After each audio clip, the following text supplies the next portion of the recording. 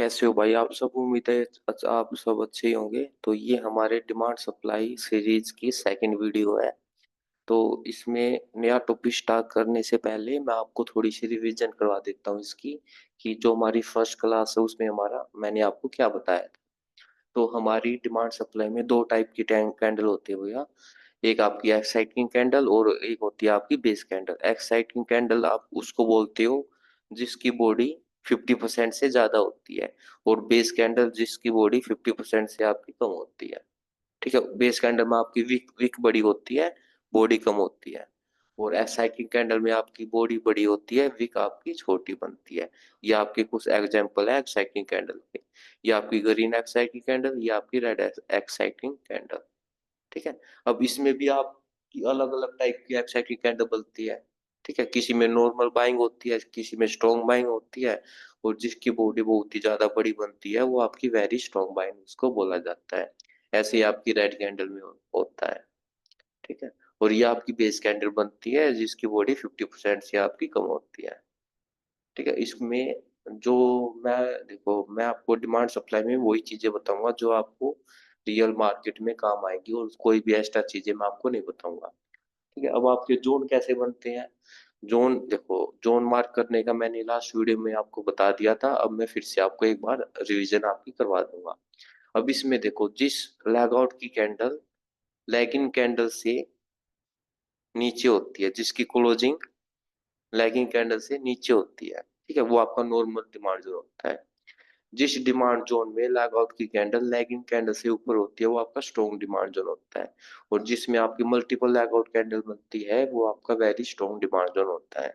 ठीक है। तो आपको हमेशा ऐसे जोन पिक करने हैं जो आपके वेरी स्ट्रॉन्ग डिमांड जोन होते हैं। ठीक है।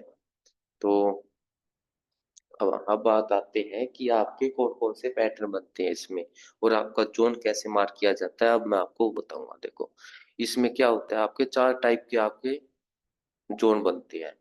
डिमांड जोन में दो टाइप के होते हैं, सप्लाई जोन में दो टाइप के होते हैं। डिमांड जोन कौन कौन से, ड्रॉप बेस रैली और रैली बेस रैली। ऐसे ही सप्लाई जोन में रैली बेस ड्रॉप और ड्रॉप बेस ड्रॉप। ये चार टाइप के आपके जोन बनते हैं इसमें। ठीक है। और दो पैटर्न होते हैं आपके इसमें, एक तो आपका रिवर्सल पैटर्न होता है, एक आपका कंटिन्यूअस पैटर्न होता है। रिवर्सल पैटर्न में भी आपके दो जोन बनते हैं, ड्रॉप बेस और रैली का, और रैली बेस्ड ड्रॉप का। और ऐसे आपके कंटिन्यूअस में दो पैटर्न बनते हैं, रैली बेस्ड रैली का और ड्रॉप बेस्ड रैली का। ठीक है, ये आके बताऊंगा मैं आपको थोड़ा सा और आज इसके बारे में। ठीक है, ये आपको इसको लैगिन बोला जाता है, ये आपकी बेस होती है, ये आपकी लैग आउट कैंडल होती है। इसको आप ड्रॉप बेस रैली भी आप इसको बोल सकते हो। ठीक है। अब बात आती है कि आपको जोन मार्क कैसे किए जाते हैं। जो आपकी बेस कैंडल हो और जो उसकी अपर बॉडी होती है ना, बेस कैंडल की अपर बॉडी, वहां पे एक लाइन ड्रॉ की जाती है, उस लाइन को प्रोक्सिमल लाइन कहा जाता है। और जो आपकी लोवेस्ट विक होती है बेस कैंडल की, वो आपकी डिस्टल लाइन बनती है। ऐसे आपका कोई भी किसी भी टाइप का जोन आप ऐसे मार्क करते हो। ये आपके डिमांड जोन के लिए थी, और आपका सप्लाई जोन में इसका उल्टा हो जाएगा। मतलब सप्लाई जोन में आपकी लोवेस्ट बॉडी हो जाएगी और अपर विक हो जाएगी। ठीक है, जैसे डिमांड जोन में था ना, उसका उल्टा आपका सप्लाई जोन में हो जाएगा। ये रिवर्सल पैटर्न के लिए था आपका। कॉन्टिन्यूअस पैटर्न में आप कैसे मार्क किया जाता है। कॉन्टिन्यूअस पैटर्न का एग्जांपल इसमें आपका नहीं है, मैं आपको चार्ट पे बता दूंगा उसका। जैसे कॉन्टिन्यूअस पैटर्न में आप इसको कैसे मार्क करोगे, जैसे ये आपकी एक लैग आउट कैंडल है।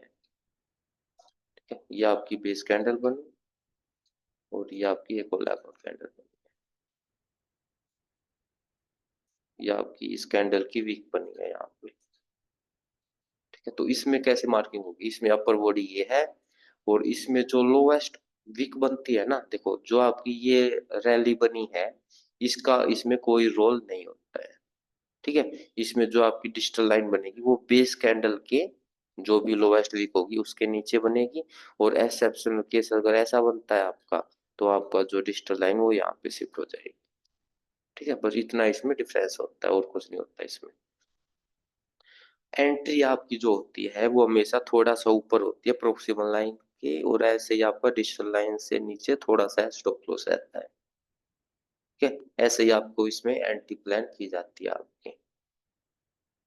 देखो जैसे ये आपकी प्रोक्सिमल लाइन होगी, या आपकी डिस्टल लाइन होगी, ये आपका एक पूरा जोन बनता है, इसको डिमांड जोन बोला जाता है। ठीक है, अब देखो ये एक्सेप्शनल केस आ जाता है।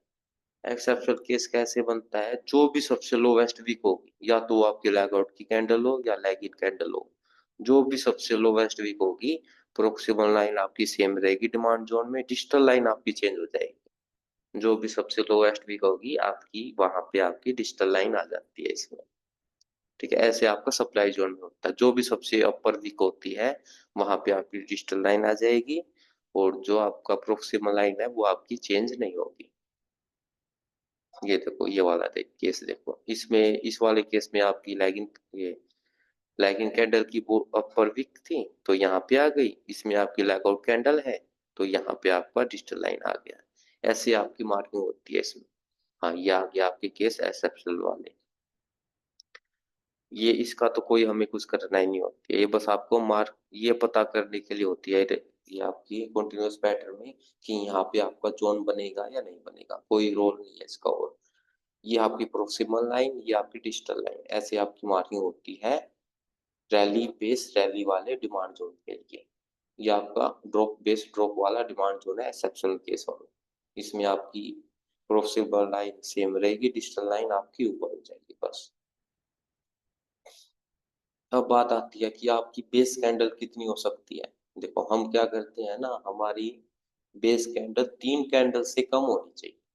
अगर 3 से ज्यादा ऊंची है होता है किसी भी डिमांड जोन में, तो उसको हम अच्छा डिमांड जोन नहीं बोलते हैं, वो आपका लेस पावरफुल वाला डिमांड जोन बन जाता है। ये मैं सारी चीजें आपको बताऊंगा कि कौन सा डिमांड जोन आपका ज्यादा पावरफुल होता है, कौन सा लेस पावरफुल होता है। डिमांड जोन में सबसे ज्यादा मेन रोल आपका रहता है अचीवमेंट का, कि उस डिमांड जोन की आपकी अचीवमेंट है या नहीं है। अचीवमेंट भी आपकी अलग अलग टाइप की होती है, वो मैं आने वाले टाइम में आपको बताता रहूंगा। अब एक जोन बनता है हमारा जिसमें आपकी कोई भी बेस कैंडल नहीं होती है, उसको कैसे मार्क किया जाता है आपका, जो भी आपकी अपर बॉडी होगी वहां पे आपकी प्रोक्सिमल लाइन, और जो भी सबसे लोवेस्ट वीक होगी वहां पे आपकी डिस्टल लाइन। अब यहाँ पे दोनों की दोनों आपके पास एक्साइटिंग कैंडल होनी चाहिए। ये नहीं है कि लैगिंग कैंडल आपकी एक्साइटिंग है और जो आपकी लैग आउट कैंडल है ये आपकी कम एक्साइटिंग है। हमेशा ट्राई करो जो आपकी लैग आउट कैंडल बनी है उसकी क्लोजिंग लैगिंग कैंडल से ऊपर होनी चाहिए, तब उस केस में आप ये वाला जोन मार्क करो, तो आपका ये पावरफुल जोन आपका बनता है। ऐसे आपकी मार्किंग होगी। अगर इसकी अपर बॉडी यहाँ पे होती तो आपकी प्रोक्सिमल लाइन यहाँ पे आ जाती। ठीक है, जिस भी कैंडल की अपर बॉडी ऊपर होगी वहां पे आपकी प्रोक्सिमल लाइन हो जाएगी। देखो अब बात आती है कि हमारे पास 3 डिमांड जोन है पर उनका टाइम फ्रेम अलग अलग है। जैसे मंथली टाइम फ्रेम ये है, वीकली ये है, डेली ये है। तो इनमें से सबसे ज्यादा पावरफुल डिमांड जोन आपका कौन सा बनेगा। सिंपल सी चीज है, जिस टाइम जो टाइम फ्रेम आपका बड़ा होगा, पावरफुल डिमांड जोन आपका वो वाला बनेगा। ठीक है, बस इतना आपको याद रखना है। अगर मंथली पे डिमांड जोन है, सेम रेंज है, सारे डिमांड जोन आपके एक जैसे हैं, तो मंथली वाला ज्यादा पावरफुल होगा वीकली टाइम फ्रेम से। वीकली वाला ज्यादा पावरफुल होगा डेली टाइम फ्रेम से। ठीक है, तो जो भी आपका हायर टाइम फ्रेम होता है ना, अगर वो नॉर्मल डिमांड जोन भी है तो भी वो आपका पावरफुल डिमांड जोन माना जाता है। क्योंकि यहाँ पे जो आपका ट्रेडिंग डे होते हैं ना वो ज्यादा होते हैं, वीक में आपका 5 दिन होती है, और डेली में आपका वो कैंडल के अकॉर्डिंग आपका रहता है। ठीक है, अब बात आती है कि हमारा क्लोजिंग कॉन्सेप्ट, सिग्निफिकेंट है, press candle, origin of distribution of, ये सारी चीज मैं आपको भी बता देता हूँ। देखो क्लोजिंग हमारी हमेशा मैटर करती है, तो हमेशा आप ट्राई करो आपकी लैगिंग कैंडल से ऊपर आपकी क्लोजिंग आ जाए, तो वो जोन आपका पावरफुल बन जाता है। ठीक है, पावरफुल जोन को बनाने के लिए बहुत सारी चीजें आपको देखनी पड़ती है, उनमें से एक ये चीज है आपकी। ठीक है, लैगिंग कैंडल से ऊपर क्लोजिंग होनी चाहिए। दूसरी चीजें क्या है, आपके पास मल्टीपल लैग आउट कैंडल होनी चाहिए। ठीक है, मल्टीपल लैग आउट में ऐसी कैंडल हो आपके पास जैसे इसकी क्लोजिंग इसके ऊपर नहीं आई है। ठीक है, तो अगली कैंडल ने इसके ऊपर क्लोजिंग दे दी, तो वो भी आपका पावरफुल जोन माना जाएगा। पर हमेशा आप ट्राई करो जो आपकी फर्स्ट लैग आउट कैंडल बनती है ना, वही लैगिंग कैंडल से ऊपर क्लोजिंग दे तो ज्यादा अच्छा रहता है। ठीक है, ये आपका लेस पावरफुल डिमांड जोन, इसकी क्लोजिंग इसके ऊपर आ गई तो आपका ये पावरफुल वाला डिमांड जोन बन जाता है। एक ऐसा डिमांड जोन, देखो अभी ये कंडीशन आ रही है इसकी, इसमें एक ऐसा डिमांड जोन जिसने प्रीवियस सप्लाई जोन के ऊपर क्लोजिंग दी हो, एक ऐसा डिमांड जोन जिसने प्रीवियस सप्लाई जोन के ऊपर क्लोजिंग दी हो, वो आपका पावरफुल बन जाएगा। जैसे ये डिमांड जोन है आपका, ठीक है, इस डिमांड जोन ने इस सप्लाई जोन के ऊपर क्लोजिंग दे दी, तो ये आपका पावरफुल वाला डिमांड जोन बन जाता है। एक ऐसा डिमांड जोन जिसने प्रीवियस रेंज के ऊपर क्लोजिंग दी हो, तो वो आपका पावरफुल डिमांड जोन बन जाता है। मतलब ये आप ये कह सकते हो कि ये उसकी अचीवमेंट हो गई है, इस डिमांड जोन की अचीवमेंट होगी ने प्रीवियस रेंज के ऊपर क्लोजिंग दी है। ठीक है, या फिर एक ऐसा डिमांड जोन जिसने हायर टाइम फ्रेम के सप्लाई जोन के ऊपर क्लोजिंग दी हो, जैसे ये डेली टाइम फ्रेम का डिमांड जोन है, इसने वीकली टाइम फ्रेम के ऊपर, ये वीकली टाइम फ्रेम का कोई भी सप्लाई जोन होगा इसके ऊपर क्लोजिंग दे दी, तो ये इस डिमांड जोन की अचीवमेंट होगी, ये आपका पावरफुल डिमांड जोन बन जाता है। एक ऐसा डिमांड जोन जिसने स्टॉक को ऑल टाइम हाई पे पहुंचाया हो, ठीक है, वो आपका पावरफुल डिमांड जोन बनता है। तो ये कुछ ऐसी कंडीशन होती है, अचीवमेंट बोलती हैं इसको, अगर ये आपको किसी भी जोन में मिलती है तो वो आपका पावरफुल एरिया बन जाता है वहां पे। लैगिंग कैंडल के ऊपर क्लोज होनी चाहिए, सप्लाई जोन ब्रेक करना चाहिए, या फिर कोई आपका कंसोलिडेशन रेंज हो उसको ब्रेक करके उसके ऊपर क्लोजिंग दे दे, या फिर higher time frame supply zone के ऊपर क्लोजिंग दे दे, या फिर स्टॉक को ऑल टाइम हाई पे पहुंचा दे। ठीक है, ये चीज हम देखते हैं। ठीक है, जैसे ये डिमांड जोन है, इसने इसके ऊपर क्लोजिंग दी है, ठीक है, पर ये इतना पावरफुल डिमांड जोन नहीं माना जाएगा। अगर यही कैंडल इसके ऊपर क्लोजिंग दे देती ना, तो आपका ये ज्यादा पावरफुल बनता। अब कई बार ऐसा होता है कि आपकी बेस कैंडल बनी, लैग आउट वो लैगिंग कैंडल बनी, और गैप के साथ आपकी एक बेस कैंडल बनी है, और इसने इसके ऊपर क्लोजिंग दे दी है। तो इस केस में हम क्या करते हैं, अगर आप नो गैप कैंडल लगाओगे ना, एक इंडिकेटर होता है नो गैप कैंडल से, अगर आप उसको लगाते हो ना, तो ये पूरा का पूरा एक जोन ऐसे मार्क हो जाएगा। ये जो आपकी कैंडल बनी है ना, ये कैंडल यहाँ से स्टार्ट होगी और यहाँ पे जाके खत्म हो जाएगी। ये मैं आने वाले टाइम में आपको दिखा दूंगा। पर हम डिमांड सप्लाई में क्या करते हैं, इसको एक पूरा का पूरा जोन मान लेते हैं। जैसे यहाँ पे ये आप ये है ना, ये बेस कैंडल जो आपकी ये बेस कैंडल बनी है, पर ये बेस कैंडल आप गैप के साथ बनी है ना, तो ये भी आपकी सेकंड कैंडल मानी जाती है। और ये हम अपनी लैगआउट कैंडल में कंसीडर करते हैं। तो ये आपका डिमांड जोन बन जाएगा। जैसे डिमांड जोन आप मार्क करते हैं ना, इसको सेम वैसे ही मार्क किया जाएगा। ठीक है, देखो ये मैं हमने यहाँ पे दिखाया हुआ है, ये पूरी की पूरी ये कैंडल बन जाएगी, और ये ऐसे आप एक डिमांड जोन मार्क कर सकते हो इसको। ठीक है, अगर ये कैंडल ग्रीन होती है तो ये पावरफुल गैप बनता है हमारा, मतलब ये पावरफुल जोन बनता है हमारा। अगर ये कैंडल रेड होती है तो ये आपका लेस पावरफुल बनता है, क्योंकि इसमें यहाँ पे सेलिंग आ गई, उसके ऊपर क्लोजिंग भी नहीं दे पाया, इसलिए। ठीक है, अब क्या होता है, ये आपकी बेस कैंडल बनी है, इसके बाद आपकी एक और लैग आउट कैंडल बन जाती है, तो हम यहाँ पे दो जोन मार्क कर सकते हैं। ये आपका हो गया ड्रॉप बेस रैली का, और ये आपका रैली बेस रैली का। ठीक है, ये हम दो डिमांड जोन यहाँ पे मार्क कर सकते हैं। ये कैसे ट्रेड किया जाएगा वो आने वाले टाइम में पता चलेगा आपको। अब हमारा, हाँ ये प्रीवियस देखो, ये दो सप्लाई जोन, इस डिमांड जोन ने इस सप्लाई जोन के ऊपर क्लोजिंग दी है, तो ये पावरफुल डिमांड जोन होगा आपका। ठीक है, ये तो आने वाले एग्जाम्पल में मैं आपको बता दूंगा इनके बारे में। ठीक है, अब आपका क्या आता है कि आपकी ओरिजिन ऑफ बाइंग, मतलब आपका जो ओरिजिन पॉइंट होता है ना, वो हमेशा आपका पावरफुल जोन होता है। अब जैसे यहाँ पे आपके पास तीन बेस कैंडल है, तो जो हम आपको बताते हैं कि अपर बॉडी, तो ये हुई ना तीन बेस कैंडल में, जिसकी भी सबसे अपर बॉडी होगी वो जोन मार्क किया जाता है।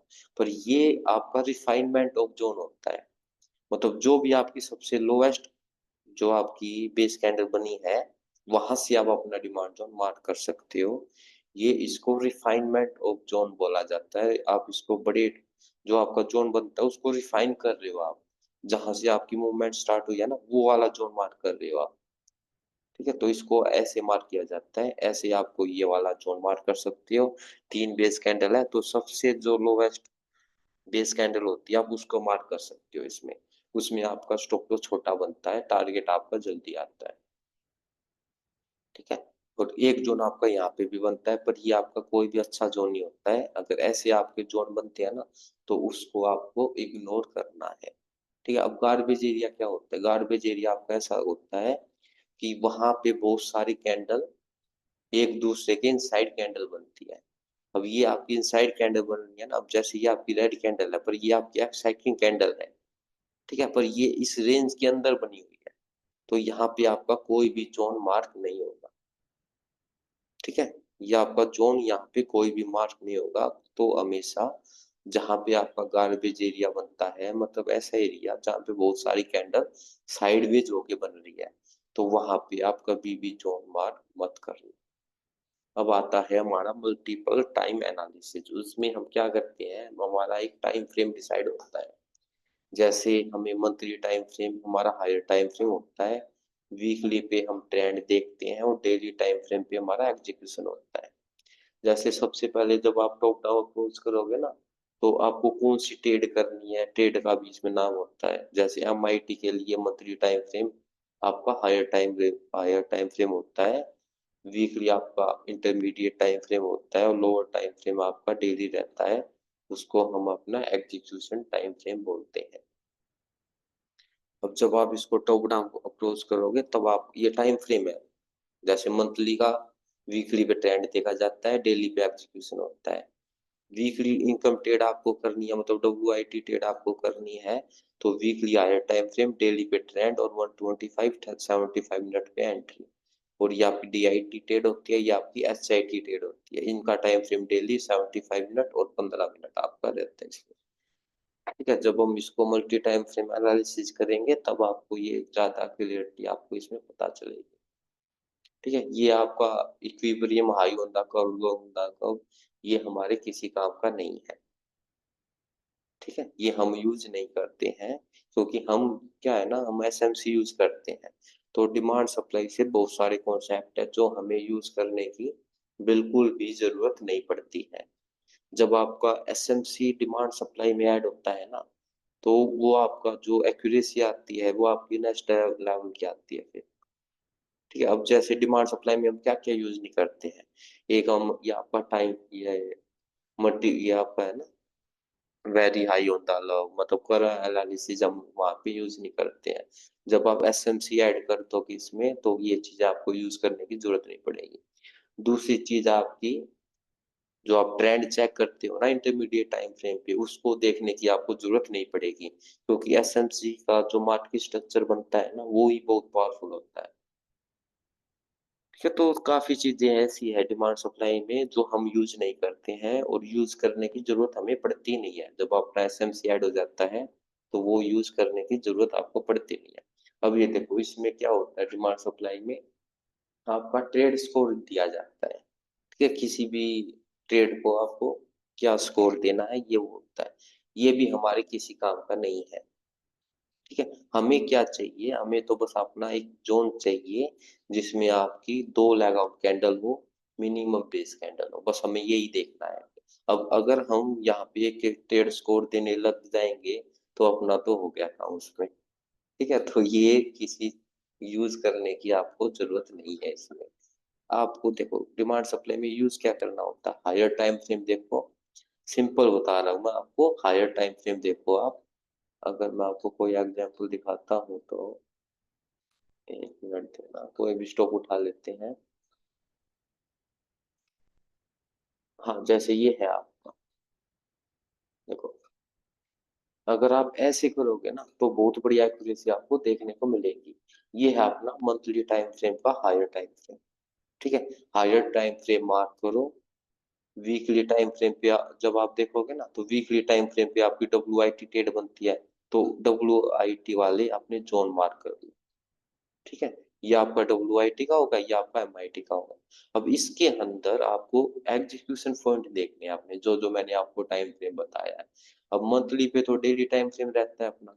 तो डेली टाइम फ्रेम पे देखो आपके पास कोई ऐसा जोन होना चाहिए जिसकी कोई अचीवमेंट हो और वहां पे आपका कोई गार्बेज एरिया ना हो। ठीक है, अगर इसमें एसएमसी ऐड किया जाएगा तो एसएमसी वाले जोन मार्क कर सकते हो आप, या फिर आप अपने डिमांड सप्लाई वाले जोन मार्क कर सकते हो। मैं आपको एक चीज और बता देता हूँ, एसएमसी वाले जो आपके ओडब्ल्यू होते हैं वो ज्यादा पावरफुल होते हैं डिमांड सप्लाई वाले डिमांड जोन से। ठीक है, तो जिस भाई को अपना एसएमसी आता है ना तो उसको पता होगा। तो इसके अंदर 75 मिनट 125 मिनट वाले डिमांड जोन देखने होते हैं। इसके अंदर या एमआईटी ट्रेड है तो इसके अंदर डेली टाइम फ्रेम वाले डिमांड जोन देखने होते हैं यहाँ पे। अब ये तो अपर सर्किट वाला स्टॉक है तो कोई दूसरा स्टॉक आपको देखना दिखाना पड़ेगा मुझे। अब जैसे ये है आपका मंथली टाइम फ्रेम का, और ये ऐसे मार्क नहीं किया जाता, ये पूरी टॉप डाउन एनालिसिस होती है उसकी। उसके बाद में आपका ये वो डिसाइड किया जाता है कि इस जोन को ट्रेड करना है या इग्नोर करना। अभी मैं आपको बस एक छोटा सा एग्जांपल के लिए आपको बता रहा हूँ। ठीक है, डिमांड सप्लाई में क्या होता है, वीकली टाइम फ्रेम पे ट्रेंड देखा जाता है और डेली टाइम फ्रेम पे हमारा एग्जीक्यूशन पॉइंट रहता है। ठीक है, इसमें देखो यहाँ पे कोई अच्छा, देखो ये ओरिजिन वाला पॉइंट है ना, तो ओरिजिन पे अगर आपको नॉर्मल भी डिमांड बनता है तो आप उसको मार्क कर सकते हो। ठीक है, और ये जो यहाँ पे आपकी ट्रेड बनती है ना ये आपकी अग्रेसिव एंट्री होती है। तो आप अग्रेसिव एंट्री से हमेशा बचोगे ना, तो आपके लिए ज्यादा आपको हाई प्रोबेबिलिटी ट्रेड आपको मिलेगी वहां पे। ठीक है, अगर अग्रेसिव एंट्री आपको करनी है तो इसमें एसएमसी भी ऐड कर दो, तो बहुत बढ़िया आपकी एंट्री बनती है। क्योंकि जब आपका डिमांड सप्लाई और एसएमसी दोनों मिक्स होके आपको डबल कंफर्मेशन देते हैं ना तो बहुत बढ़िया आपको एंट्री देखने को मिलेगी आपको। तो मल्टी टाइम फ्रेम में हायर टाइम फ्रेम पे तो आपका डिमांड देखा जाता है, फिर उसके लोअर टाइम फ्रेम पे ट्रेंड चेक किया जाता है और उससे लोअर टाइम फ्रेम पे जो ये आपके टाइम फ्रेम है, जैसे मंथली पे डिमांड जोन देखो, वीकली पे ट्रेंड देखो, डेली टाइम फ्रेम पे एक अच्छा डिमांड जोन देखो जिसकी कोई ना कोई आपकी अचीवमेंट होनी चाहिए। मंथली टाइम फ्रेम पे आप नॉर्मल डिमांड भी देख सकते हो, पर जो हमारा एग्जीक्यूशन पॉइंट होता है ना वहां पे आपका ऐसा पावरफुल डिमांड जोन होना चाहिए। डिमांड सप्लाई के अकॉर्डिंग मैं आपको बताऊं तो एसएमसी में तो नॉर्मल भी चल जाता है, पर डिमांड सप्लाई में दो lag out candle minimum base candle, मतलब तीन से ज्यादा कैंडल वहां पे आपकी ना हो। तो ऐसा डिमांड जोन आपको देखना है जिसकी कोई ना कोई अचीवमेंट होनी जरूरी हो। अचीवमेंट क्या होती है अभी मैंने आपको वो ऊपर बता दिया था। ठीक है, ये देखने की कोई जरूरत नहीं है। जितना सिंपल आप अपनी ट्रेडिंग को रखोगे उतनी ज्यादा एक्यूरेसी और उतना ज्यादा मजा आपको करने में आएगा। ठीक है, मैं अपने तरीके से आपको बता रहा हूँ, जो चीज मैं यूज करता हूँ वो आपको बता रहा हूँ। अगर इसको यूज करना हो तो या आपको यूट्यूब पे बहुत वीडियो है आप उनको देख सकते हो। मैं ये चीजें यूज नहीं करता क्योंकि मैंने ये चीज यूज करके देखी हुई है, इतना ज्यादा आपको ट्रेडिंग पे इतना ज्यादा इफेक्ट आपका नहीं पड़ता है। ठीक है, बिना बात की चीजें यूज करने से अच्छा है जितनी सिंपल चीजें यूज करोगे। अब देखो मैं तो ट्रेड स्कोर भी अपनी उसको नहीं देखता, अपना सिंपल रूल है, दो लैग आउट कैंडल देखनी है, अगर ओरिजिन पॉइंट है तो सिंगल लैग आउट भी आपकी चल जाएगी। जोन आपका फ्रेश होना चाहिए, फ्रेश मतलब टेस्ट नहीं होना चाहिए। ठीक है, और मिनिमम बेस कैंडल देखनी, बस ये चीजें माइंड में रखो, ट्रेड स्कोर देने की कोई जरूरत नहीं है फिर। ये आपका वही है, इसमें अग्रेसिव और ये सब बकवास चीजें हैं। ठीक है, सिंपल है, हायर टाइम फ्रेम का सपोर्ट होना चाहिए। अग्रेसिव ट्रेड करना है तो एसएमसी का सपोर्ट होना चाहिए। ठीक है, और ये सारी चीजें अगर आप घुसोगे ना इसमें तो टाइम वेस्ट है फिर। वो आप अपना अकॉर्डिंग आप देख सकते हो। ठीक है, ये इसमें आता है कि आपकी एंटी टाइप, डिमांड सप्लाई की जो एंटी टाइप वो बिल्कुल ही बेकार है। देखो मैं सिंपल बता रहा हूँ, किसी भी काम की डिमांड सप्लाई की एंटी टाइप नहीं है। फिर भी मैं आपको बता देता हूँ, इसमें आपकी तीन टाइप की एंटी बनती है। देखो अगर मैं आपको दिखाऊं यहाँ पे होगा, तीन टाइप की एंटी है इसमें, कहाँ है, यहाँ ये रही यहाँ पे। एंटी टाइप वन क्या होती है, आपकी डायरेक्ट एंट्री होती है। ठीक है, जैसे जोन में प्राइस आएगा वहां पे आपकी एंट्री बन जाएगी। ठीक है। दूसरी एंट्री टाइप में क्या होता है, आपकी एक कैंडल जोन के अंदर क्लोजिंग देनी चाहिए और दूसरी कैंडल आपकी जोन में ही ओपन होनी चाहिए। ठीक है, जैसे वो जोन में ओपन होगी आपकी एंट्री हो जाएगी, स्टॉप लॉस आपका वही रहेगा। ये एंट्री टाइप 2 है, इसको कोई यूज ही नहीं करता। ठीक है, मैंने आज तक कोई ऐसा नहीं देखा जो इसको यूज करता हो। तीसरी एंट्री टाइम में क्या होता है, जोन के अंदर कैंडल क्लोज और जो आपकी सेकंड कैंडल और जोन के अंदर ओपन होनी चाहिए, और जो आपका एंट्री जोन है ना, ये वाला जोन है, इसके ऊपर जब आपका प्राइस निकलेगा तब आपकी एंट्री होगी। कोई यूज नहीं करता भाई एंट्री को। ठीक है, कोई अगर आपकी मर्जी है, अगर करना चाहो तो कर सकते हो, मैंने थोड़ा बहुत आपको बता दिया इसमें। अब इसमें एक होता है नॉन ऑथेंटिक और ऑथेंटिक। ठीक है, मैं तो इसको भी यूज नहीं करता हूँ, पर मैं आपके लिए थोड़ा इसका आपको बता देता हूँ। नॉन ऑथेंटिक आपका वो जोन होता है जो किसी प्रीवियस डिमांड जोन की रिएक्शन से बना हो। ठीक है, अब मैं आपको इसमें थोड़ा सा आइडिया दूँ। देखो, जैसे ये डिमांड जोन बना है यहाँ पे, अब एक नया डिमांड जोन आपका ये यहाँ पे बन गया है, तो इसको नॉन ऑथेंटिक डिमांड जोन बोला जाता है। ठीक है, अब ऐसा नहीं है कि डिमांड जोन को हम ट्रेड नहीं करते, इसको भी हम ट्रेड किया जाता है। इसको ट्रेड कैसे किया जाता है, अगर इस डिमांड जोन की अचीवमेंट हो जाती है, मतलब किसी रेंज को ब्रेक कर दिया, किसी सप्लाई जोन को ब्रेक कर देता है, तो ये डिमांड जोन भी आप ट्रेड कर सकते हो।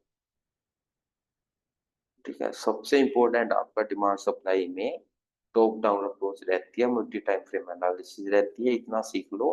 साथ में एसएमसी ऐड कर दो, बस आपको फिर लाइफ में और कुछ सीखने की जरूरत नहीं पड़ेगी। ठीक है, ये आपका अगर कोई डिमांड जोन, ये डिमांड जोन था, ये आपका ब्रेक हो गया, फिर कोई डिमांड जोन बना, तो अब ये आपका ऑथेंटिक है, क्योंकि अब ये किसी प्रीवियस डिमांड जोन की आपकी रिएक्शन नहीं है। ठीक है, अब ये डिमांड जोन यहाँ पे बना है, ये इसकी रिएक्शन नहीं है, मतलब टच नहीं हुआ ये इस वाले डिमांड जोन, तो ये भी आपका ऑथेंटिक डिमांड जोन है। अगर टच हो जाता तो नॉन ऑथेंटिक डिमांड जोन आपका ये बन जाता। देखो, जैसे यहाँ पे है, टच हो गया और ये इसकी अचीवमेंट हो गई, प्रीवियस सप्लाई जोन को ब्रेक कर दिया, तो ये नॉन ऑथेंटिक है, पर आप इसको ट्रेड कर सकते हो। ठीक है, तो ये था भैया आपका छोटा सा डिमांड सप्लाई का पार्ट। ठीक है, आने वाले वीडियो में वो थोड़ा और मैं आपको डिटेल में बता दूंगा, पर ऐसा कुछ है नहीं डिमांड सप्लाई में। ठीक है, सबसे ज्यादा डिमांड सप्लाई में तो आपकी टॉप डाउन अप्रोच ही रहती है, साथ में एसएमसी ऐड कर, बस आपका काम हो जाएगा। ठीक है, बहुत ही सिंपल है, प्रैक्टिस करनी पड़ती है, जितना ज्यादा चार्ट पे आप टाइम दोगे उतना अच्छा रिजल्ट आपको देखने को मिलता है। ठीक है, मैंने डिमांड सप्लाई को बहुत, मतलब इतना कोर्स देखा है इसका, नाम नहीं लूंगा मैं, जिसका भी मैंने देखा है, बहुत बार कोर्स देखा और अलग अलग मेंटरशिप लेके, और फिर समझ में आया कि चीजें तो बहुत ही सिंपल है, पर उनको कॉम्प्लिकेटेड बना के आपके आगे दिया जाता है कि आपको जल्दी से वो चीजें समझ में ना आए। ठीक है, मैंने काफी कोर्स किए हुए हैं और काफी फ्री वाले कोर्स भी देखे हुए हैं, सब में यही है, सिंपल चीजें बताई नहीं जाती हैं और उनको कॉम्प्लिकेटेड करके फिर आपको बताया जाता है, वो समझने में आपको टाइम लगता है, और फिर या तो आप उस चीज को छोड़ देते हो, फिर आपको एक नया कोर्स देखते हो। अगर उसी चीज पे आप बने रहते हो ना तो बहुत टाइम लगता है, फिर आपको पता चलता है कि ये तो सारी चीजें एक्स्ट्रा है, हमारे काम का तो इसमें बस आपका 10% ही है। अगर आप वो 10% पकड़ के उसमें कुछ मॉडिफाई करके, अपना मॉडिफाई करके, कुछ अलग आपके अकॉर्डिंग जो आपको सही लगता हो, तो उसको ऐसा सेटअप बनाते हो ना, तब प्रॉफिट बनेगा। तो आज की वीडियो में भैया इतना ही था, थैंक यू।